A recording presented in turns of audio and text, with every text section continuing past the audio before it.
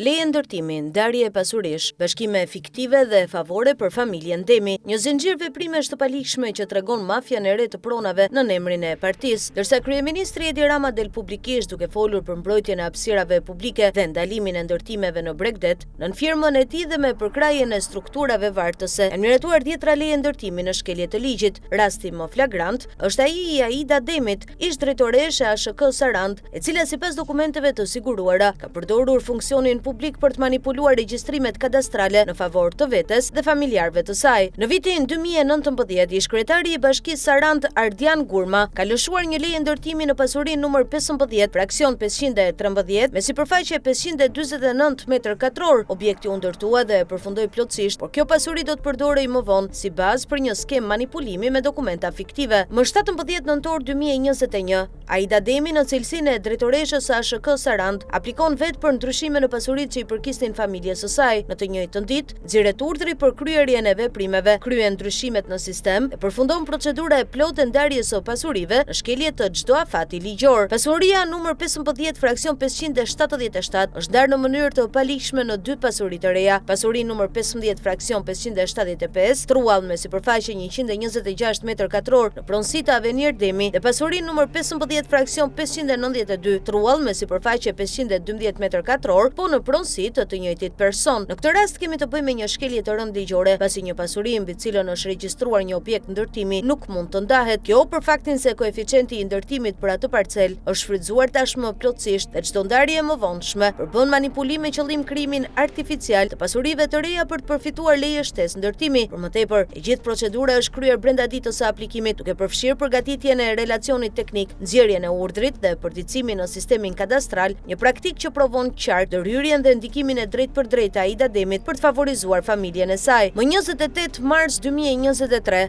Aida Demi nënshkruan urdhrin numër 562 për ndarjen e pasurisë numër 15, fraksion 577, sërish në favor të Avenir Demit. E njëjta procedurë kryhet brenda një dite pas një kontroll ligjor. Aplikimi bëhet nga vetë Aida Demi, urdhri i firmoset po prej saj, relacioni hartografik përgatitet menjëherë, ndarja përfundon pa u kaluar në asnjë filtr të miratimit bankar, edhe pse pasuria kishte barr hipotekore. Po në datën 7 korrik 2023, Aida Demi nxjerr një tjetër urdhër për bashkim pasurish midis pasurisë numër 15 fraksion 403, pasurisë numër 15 fraksion 509 dhe pasurisë numër 15 fraksion 575, të gjitha në pronësi të Avenir Demit. Sërish kërkesa dhe miratimi bëhen nga e njëjti person brenda ditës, kjo për të krijuar një pasuri të re fiktive mbi të cilën më pas do të aplikojë për leje ndërtimi në KKT. Më 23 gusht 2023 del vendimi numër 29 i KKT që miraton leje ndërtimi për pasurinë numër 15 fraksion 403 dhe 15 fraksion 409. Por këtë pasuri nuk ekzistonin në momentin e miratimit të lejes, pasi nuk kishin dokumente të depozituara në KKT ose AZT, nuk përmbushnin sipërfaqen reale dhe një prej tyre, pasuria numër 15 fraksion 594, ishte formuar vetëm më 7 korrik 2023, pra 5 muaj pas miratimit të lejes. Aida Demi ka përdorur detyrën për të manipuluar pasuritë familjare, ka regjistruar hotele dhe objekte të përfunduara sigurishin të reja, kryer ndarje dhe bashkime fiktive të pasurive, firmosur vetë si kërkuese dhe si autorizuese, dhe anashkaluar çdo kontroll bankar apo institucional. Ky veprim përbën vepër penale të shpërdorimit të detyrës dhe korrupsionit aktiv në bashkëpunim. Nëpërmjet këtyre transaksioneve, Aida Demi ka përfituar 4 leje ndërtimi mbi të njëjtin truall, duke anashkaluar plotësisht kushtet urbanistike dhe duke shfrytzuar në mënyrë të palishme koeficientin e ndërtimit që ishte përdorur një herë. Ky veprim përbën shkelje të qartë të ligjit dhe tregon një abuzim sistematik me procedurat e planifikimit urban. Publikimi i kësaj leje në faqen zyrtare të KKT-s është penguar qëllimisht me qëllim që procesi të mbetej sa më sekret dhe të mos bëhej publik. Kjo ndërhyrje tregon qartë ekzistencën e një skeme të mirë organizuar për të mbuluar veprimet korruptive të Aida Demit dhe për të shmangur çdo kontroll apo transparencë institucionale në lidhje me lejet e ndërtimit që ajo ka përfituar në mënyrë të palishme. Aktualisht Aida Demi po kryen punime ndërtimi pa leje dhe në shkelje të hapur të ligjit, ndërkohë që institucionet e mbrojtjes së territorit të këtij qyteti qëndrojnë pasive dhe të kapura nga korrupsioni. Në objekt nuk ekziston asnjë tabelë informuese që të tregojë numrin e lejes, investitorin apo llojin e punimeve që po zhvillohen, siç e kërkon ligji, çka tregon se ndërtimi po kryhet në mënyrë tërësisht të jashtëligjshme dhe me mbështetje të qartë nga strukturat shtetërore. Asnjë nga lejet, ndarjet apo bashkimet nuk janë publikuar në regjistrin publik të lejeve të KKT-s. Asnjë inspektim nga ILTKPI, prokuroria apo inspektoriati i territorit nuk është kryer. Kjo tregon se kemi të bëjmë me një sistem të koordinuar abuzimi, ku strukturat qendrore dhe lokale janë të përfshira për të mbrojtur interesat e një grupi të vogël me lidhje politike. Rasti Aida Demi nuk është një rast i izoluar, ai tregon mekanizmin e shtetit të kapur, ku funksionarët publik përdorin institucionet për pasurinë personal dhe familjar, nga lejet ndërtimore në Bregdet tek ndarjet e pasurive brenda ditës, tek firmat e vetdrejtoreshës që miraton për veten. Çdo element përbën një skem të mirëfillt korrupsioni. IMT Sarand është ulur këmbkryq me korrupsionin dhe nuk ndërmerr asnjë mas për verifikimin e lejeve të ndërtimit apo pezullimin e punimeve të paligjshme, pavarësisht shkeljeve flagrante që kryen në terren. Institucioni që duhet garantojë zbatimin e ligjit në ndërtim është bërë bashkëfajtor me heshtjen e tij duke lejuar abuzime të rënda në dëm të interesit publik dhe pasurisë bregdetare. Edhe policia nuk ka ndërmarrë asnjë mas pavarësisht dyshimeve për korrupsion masiv që lidhen me lejet dhe punimet e paligjshme. Ky qendrim pasiv tregon jo vetëm neglizhencë institucionale, por edhe mundësinë e përfshirjes së strukturave shtetërore në një skem të koordinuar abuzimi dhe mbrojtjeje të interesave të grupeve të caktuara. Dhe mbi këtë skem qëndron heshtja dhe miratimi i kryeministrit Edi Rama, që me propagandën për mbrojtjen e hapësirave publike mbulon krimin ekonomik të pushtetit të vet. Të vepra penale bien në kompetencën e prokurorisë së posaçme, por duket se mbeten të paprekura për shkak të mbrojtjes që u ofrohet nga kjo prokurori. Spak nuk ndërmerr asnjë mas, duke lënë pa hetim lejen e lëshuar nga Edi Rama, e cila është përdorur për të legalizuar ndërtime mbi pasuritë të familjes Aida Demit, si dhe veprimet e kapura korruptive të kryera nga vet Aida. Çështja bëhet edhe më shqetësuese nga fakti se në KKT